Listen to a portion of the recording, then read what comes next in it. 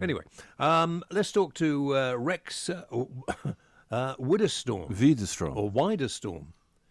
Who's a journalist based in New Zealand. Rex, good afternoon, I think, where you are. Yes, just the afternoon, and it's Widerstrom, but good evening to you, gentlemen. Rex Widerstrom. Widerstrom, it's okay, he never gets my name right. I've only known him for about 25 years. Stop it, or I will have to physically assault you. Rex, tell me about this this Prime Minister you've got. She seems completely loopy. I might be wrong. Well, she's full of these great ideas that then get all these unintended consequences falling from them. Now, this seems on the face of it to be a very good idea. If you're 14 years old now, living in New Zealand, you will never be able to buy a tobacco product. And that's great. I mean, you don't miss what you've never had. It makes sense, doesn't it? Yeah. It does. Unfortunately, hidden under all of that is all these other great ideas that she's had, such as, we'll just take nicotine out of tobacco, basically. Not all of it, but as one researcher said today, you might as well smoke an eggplant. I'm not sure. But it's not the nicotine that's bad for you; it's the tar. Exactly. I think they're looking at the addictivity of the thing, but meanwhile, you know, we're actually doing very, very well in stopping people smoking. We're 11.6% of the population, down from 18% when they started to discourage it. Young people, it's only 3%. So if we just kept going the way that we're going, substituting other things, we'd probably be okay. What's going to happen now is that the roughly 450,000 people who do smoke are going to start looking for some way for their nicotine hit. And that's either going to be illicit tobacco, which there's no market for at the moment, but there sure as hell will be soon, or vaping, which has got nicotine in it and will actually addict a whole lot of people who aren't addicted at the moment to nicotine. Yeah, a lot of kids like vaping who never smoked before. There are vapes without any nicotine, aren't there? You don't have nicotine in everything you spray. No, that's true, but it can't be good to vape anyway, whatever's in it. You know, it's better to not do that. It's a lot better than smoking. But a lot of kids now who never smoked are just taking up vaping because it's strawberry flavoured. You can't buy a cigarette at the age of 14 in New Zealand. You can't buy a cigarette until you're, 18 or something here? But they let you can do it. Yes, that's right. We've got very strict laws. Plain packaging laws, advertising's out completely. You're not even allowed to advertise it in the place of sale that you've got it there. You sort of, it's like going around the local tinny house and sort of knock on the glass partition and go, got any cigarettes? So it's already very difficult to obtain. But that encourages kids to do it more because they think they're being naughty. Well, yeah, exactly. And, you know, it's the old thing like the alcohol shop. You see these kids lurking around and asking people to go in and get them a packet of cigarettes. So they certainly, yeah. Well, I blame it on the parents who should be parenting rather than letting their kids hang around the streets. You know, have a few more laws. Like I say, it's dying out anyway, smoking, naturally. But, you know, New Zealand seems to have cut itself off from the rest of the world for some reason. Literally. Well, yes, we've done that in a lot of cases. Obviously, one with COVID. This government is one that really likes to regulate everything. They've got a border around our largest city, Auckland, supposedly in the name of keeping COVID contained up there. It's in fact spread everywhere, and they're going to drop the border in a couple of weeks anyway. And even the Director General of Health has said, well, if you're going to do that, which we advise you not to do, then do it now. But they've got to keep the control and have everything running according to the way they think it ought to happen. Why is it so authoritarian? Do you have as much of a problem in New Zealand? It's a problem, it's just stupid idiots, but the anti-vax brigade who are not going to get the vaccine because they've heard that it's either going to kill you, it's a way of culling the population, or the government are putting little trackers in you, or it's not being tested properly. Do you have all that as well? We do. We've had worryingly large protests on the street, and it's bringing together fundamentalist Christians, neo-Nazis, soccer mums. It's just the weirdest coalition. Same as in Australia. It's sort of the same thing in New Zealand. Why has it happened over there? Because you think they're quite liberated countries, but it seems that those two countries particularly, is it because of the area they're in? Because they're near China and the Far East, is it? because of that? I don't know that it's that. It certainly affects our view of some things, the rest of the world certainly, but in terms of our own internal politics, we're a bit like Thatcherite Britain. I think we just quite like the flavour of the jackboot at the moment, and it's Sorry, not. Rex, no, Rex. I'm not having anything like that said about the greatest stateswoman who ever lived, Margaret Thatcher. She wore very delicate shoes. She did wear delicate shoes, and she had none of this bloody wokery, which I won't stand for. She had a heavy handbag. I don't like the left wing. I mean, let's get this all in perspective here, Rex. You know, Margaret Thatcher was nothing like that. Well, all right. The miners may you live in a communist country full of Marxist She was tough, though. ideas, she was Rex. a bit tough, you know, you got to admit. Because she was strong. tough, that's what you need. That's what you need. She had the jackboot about her, you know what I mean? A bit of that, yeah. No, but she wasn't a fascist. No, of course not. No. Oh, no. You leave that to the lefties. Yeah, exactly. You leave that to the lefties. And you're quite right, James. It does seem to be, certainly today, more a characteristic of the left to want to impose their will on the majority of people. I thought New Zealand was all right, though. I thought you had no cases of COVID because you'd locked down so harshly. I remember seeing the news thing where everyone was at a concert and we were still locked down. Is it bad now in New Zealand?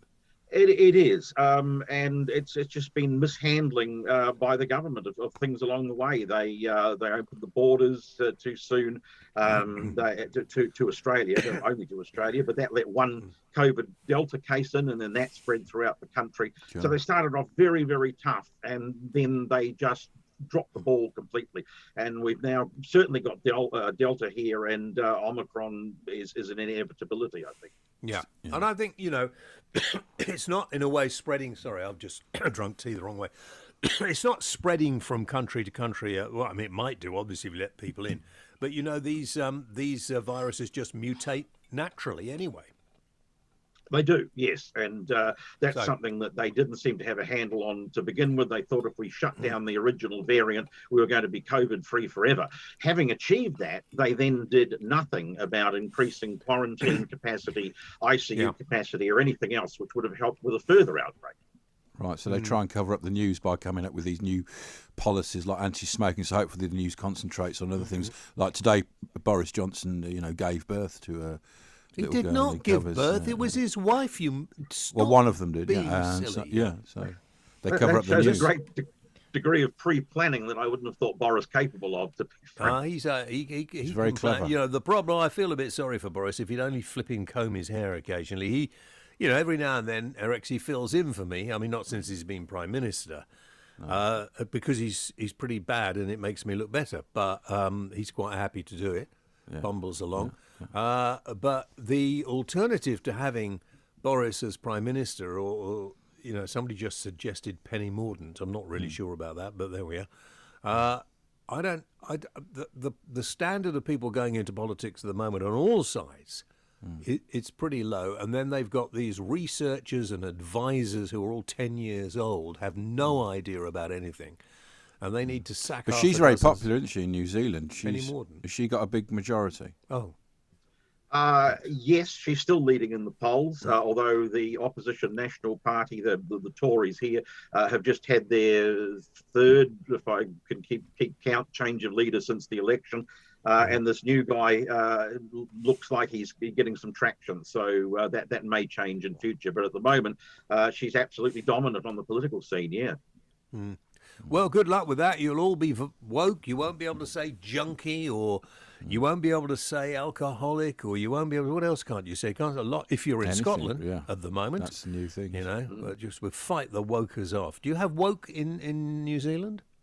Yes, we do. We get regularly accused of being woke, depending on where the person stands on the spectrum. I'm sometimes accused of wokishness myself. Yeah. And I gathered that, Rex. Are they in your institutions? Have they infiltrated the institutions and the the education system and the media? Is it all? Yeah, there'll be people.